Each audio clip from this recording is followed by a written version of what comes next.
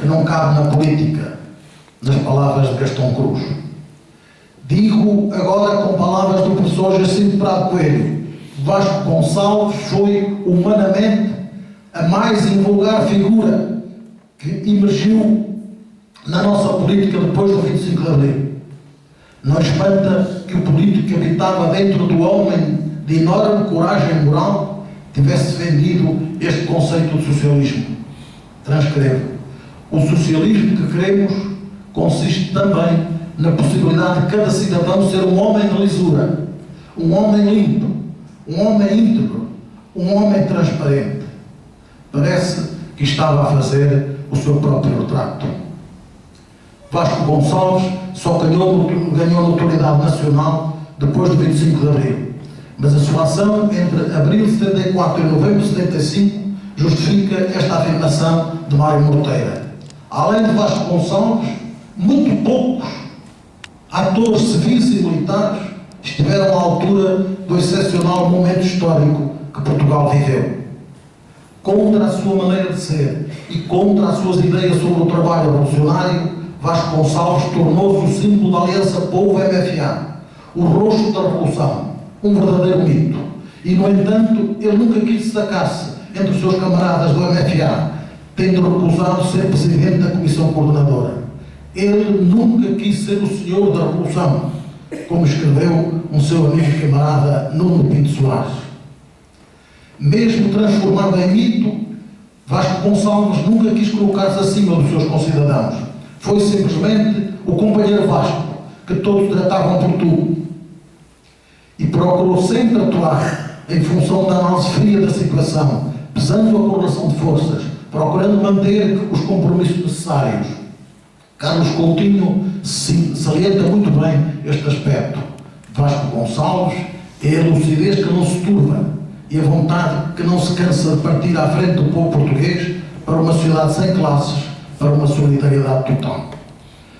Fez sempre questão de sublinhar que a expressão gonçalvismo não foi criada por ele nem por seus camaradas do MFA.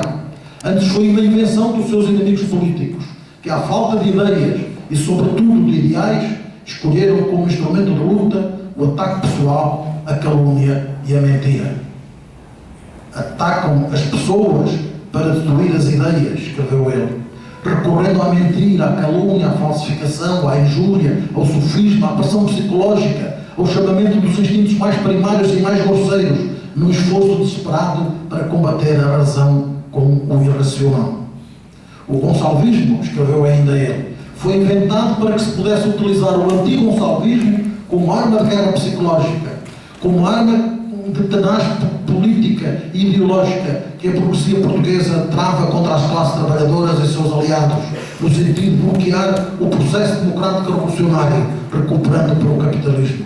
O que é tenebroso para a burguesia, são ainda palavras dele, não é o gonçalvismo, mas sim a classe operária e as massas populares em movimento, tomando nas suas mãos o próprio destino. Mais tenebroso ainda é o facto de as massas populares se movimentarem em aliança com a MFA. Como alguém escreveu, a palavra gonçalvismo traduz o medo de quem a inventou, medo da revolução, medo do socialismo, e a dimensão desse medo é de facto a melhor homenagem a Vasco Gonçalves.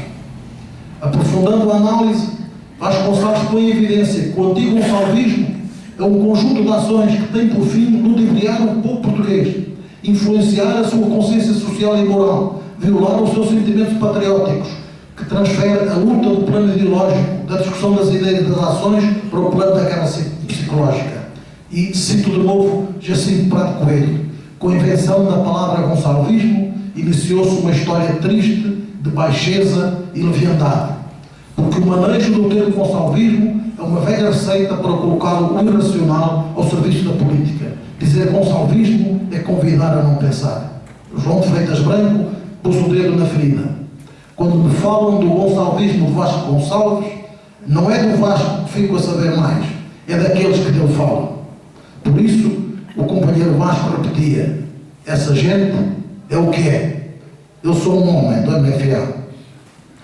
Em 1977 deixava claro: hoje em dia falar de gonçalvismo é é identificar o gonçalvismo com as conquistas da Revolução. Hoje em dia, a luta contra o gonçalvismo é, na realidade, uma luta contra a Constituição. Verdade de ontem, verdade de hoje, digo eu. A Constituição da República Portuguesa recorda-lhes a Revolução e as conquistas da Revolução. E Vasco Gonçalves é o símbolo e o rosto da Revolução de Abril. Por isso, nós o recordamos, por isso, nós o respeitamos. Quem conhecia o homem tímido e reservado que ele era, quase não o reconhecia quando falava em público. Será que ele tinha, como escreveu o poeta António Ramos Rosa, a noção de ser a única voz do seu povo? E o que eram os seus discursos frontais, autênticos, corajosos, sem trunfos na manga? Dizem-no as palavras de Jorge Lima Barreto: a camisa aberta de franqueza, as mãos abertas de honestidade, o sorriso aberto de confiança, a palavra aberta de simplicidade, o coração aberto de ternura, o espírito aberto de saber, o fogo aberto da revolução. São discursos que não nos conduzem nem manipulam, escreveu Maria Alzira Seixo.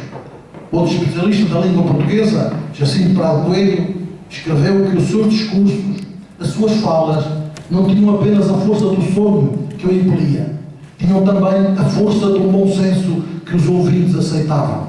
Foram, por isso, um instrumento poderoso do político mais capaz de mobilizar os espíritos e as vontades, de conquistar o povo, de acordar um anseio de justiça e de reconstrução nacional em homens de todas as condições. Isto, graças ao tom de profunda sinceridade, ao entusiasmo de uma entrega generosa por uma espécie de absorção no sonho que ele teimava em comunicar, apesar de milhentas dificuldades e armadilhas. Ele próprio desarmou os puristas da literatura e da oratória, escrevendo: não interessa que haja aqui literatura. O que interessa é que haja homens transparentes que digam a verdade ao povo em linguagem que ele entenda. Esta a força de Vasco Gonçalves como orador. Tu metes medo aos manipuladores, escreveu César Príncipe. A tua voz excessiva torna-os mais pequenos, disse Armando da Silva Carvalho. Está tudo dito nestes versos de Eugênio de Andrade. Nesses dias era sílaba a sílaba que chegavas. Habitavas a terra, o comum da terra, e a paixão era morada e instrumento de alegria. Porque ele falava ao povo em linguagem que o povo entendia, porque as suas falas tinham o condão de conquistar o povo, é que os inimigos da Revolução não gostavam que Vasco Gonçalves falasse ao povo. A certa altura, até o proibiram de ir aos quartéis. A Revolução Popular, que seguiu ao movimento militar libertador de 25 de abril de 1974, conduziu a Aliança Povo-MFA, e esta viabilizou a necessária institucionalização do MFA como estrutura do poder político-militar e, após o golpe reacionário de 11 de março de 1975, a proclamação da opção socialista da Revolução. Encarando o MFA como principal responsável por esta opção, Vasco Gonçalves defendeu que o MFA deveria assumir-se como vanguarda revolucionária, entendendo esta como um movimento revolucionário autónomo, que tem de se apoiar nos trabalhadores do campo e da cidade. A construção do socialismo exige trabalho, sacrifício e consciência política das classes trabalhadoras, escreveu ele, que tem de aliar-se com a pequena burguesia, os pequenos industriais, os pequenos e médios agricultores, que têm de procurar que essa aliança seja feita também ao nível das organizações políticas. A Revolução Socialista, salienta Vasco Gonçalves, faz contra os exploradores e os privilegiados, mas faz, para além disso, contra toda uma série de ideias feitas, de imagens culturais, de crenças e de mitos com base nos quais os exploradores justificavam perante os explorados os seus privilégios e que normalmente se encontram arraigados, por vezes profundamente, nas classes sociais mais desprotegidas.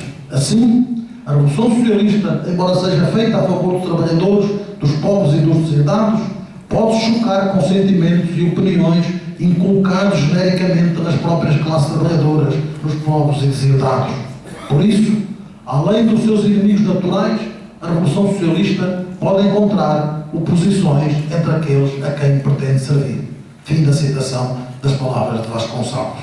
Consciente disto mesmo, consciente de que não podemos de um dia para o outro dar o céu e a terra ao nosso povo, são não palavras dele, consciente de que um revolucionário não pode mentir ao povo, nem pode fazer demagogia, Vasconcelos desenvolveu um incansável esforço de pedagogia revolucionária.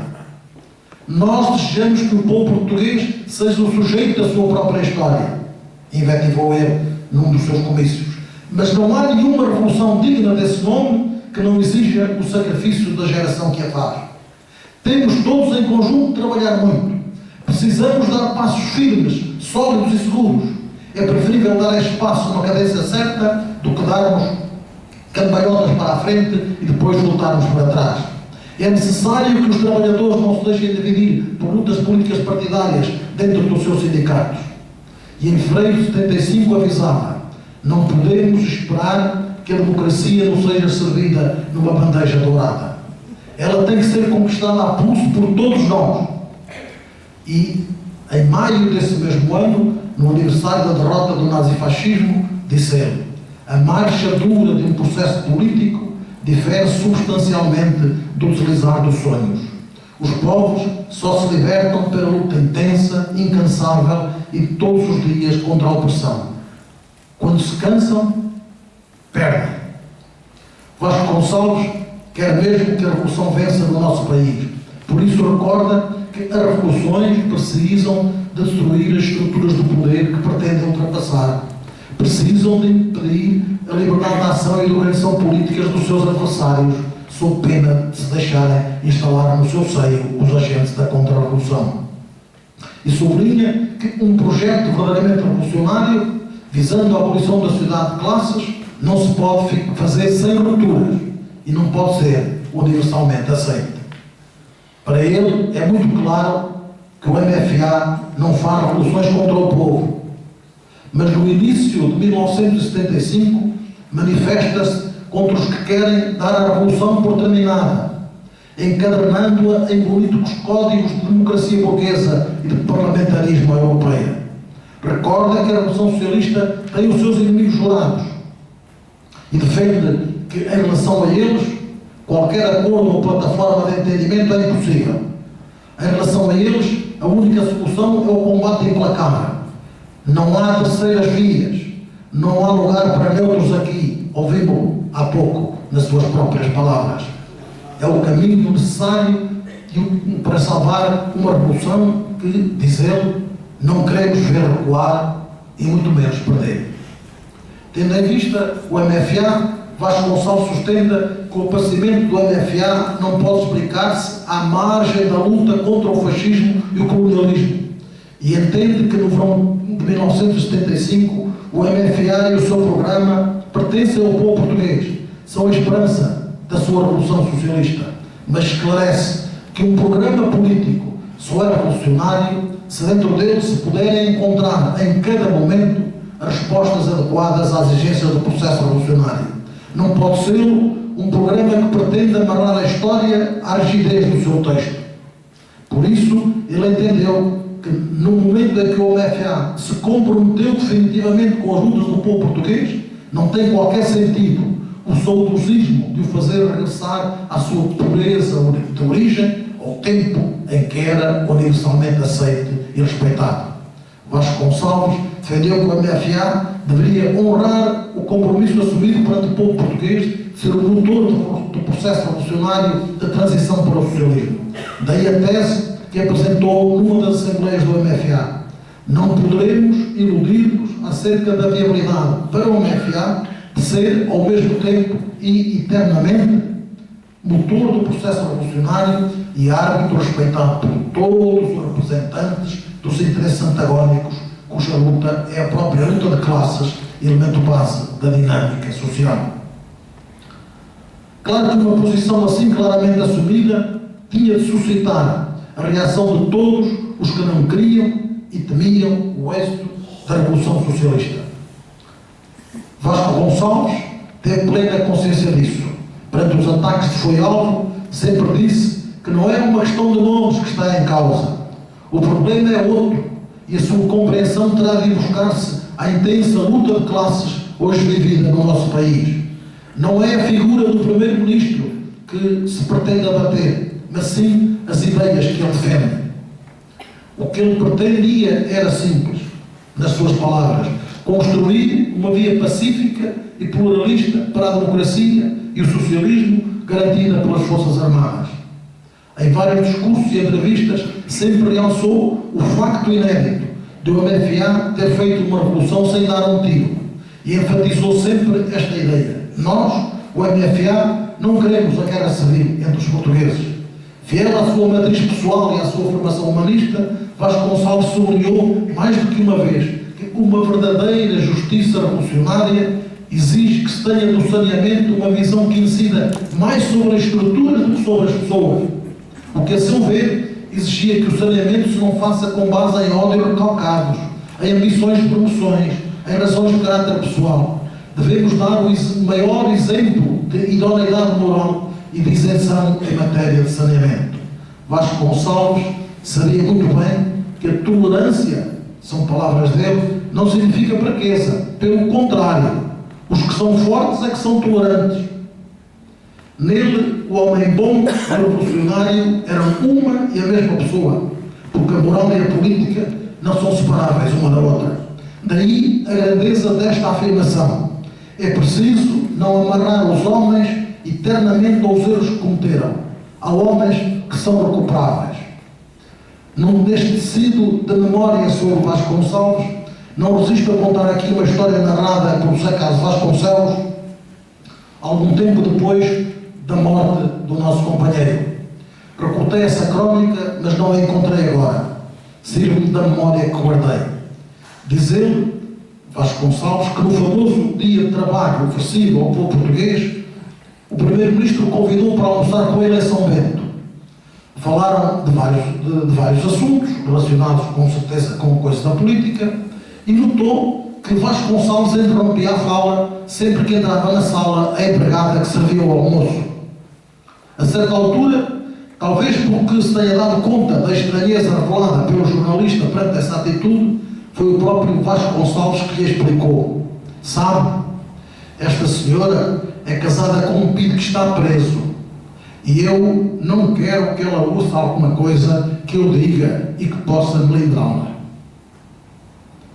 Este era Vasconcelos, o homem doce e generoso, estava por trás do socialista e do revolucionário, que defendia o combate implacável contra os inimigos da revolução, que entendia que não podia haver neutros entre a revolução e a reação, entre o socialismo e o capitalismo, mas que tinha toda a compreensão do mundo para com aqueles que com ele partilhavam a humanidade.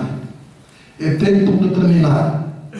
Peço emprestadas estas palavras de Bernardo Santareno, que passo a citar: ninguém poderá esquecer a enorme dignidade deste homem, a sua transparência, a força que o seu mirrado corpo irradiava. Desfeito, desgrenhado, caluniado e traído, Vasconcelos cumpriu-se até ao fim, sem um desvio, sem uma quebra, inteiro, igual a si mesmo, simples e generoso, exemplar. E chamaram loucura à sua magnífica e criadora lucidez. Encheram de lama o seu terno e viril coração, queimado de amor das gentes de Portugal, e sujaram de papa e ranho a dádiva aberta e total das suas palavras, dos seus gestos mais puros. Fim da citação. Humilde porque revolucionário, Vasconcelos diz com toda a sinceridade: fiz simplesmente o que me impunha a minha consciência e a minha formação de militar e de cidadão solidário com o seu povo. Como mensagem para os dias de hoje, deixo aqui este seu diagnóstico: o futuro com que sonhei não é cada vez mais saudável, é sim cada vez mais necessidade imperiosa. Assim o povo o compreenda. São estas suas palavras. Um homem assim, direi eu, com as palavras de Antunes da Silva, fica na história, limpo e luminoso, como o sol e as estrelas. Querido companheiro Vasco, estás aqui, entre nós, no meio do teu país, escreveu, e eu repito, Armando da Silva Carvalho. O povo vai compreender a necessidade imperiosa de que falaste. O povo há de compreender o teu exemplo e o teu legado. O 25 de Abril vencerá. Muito obrigado.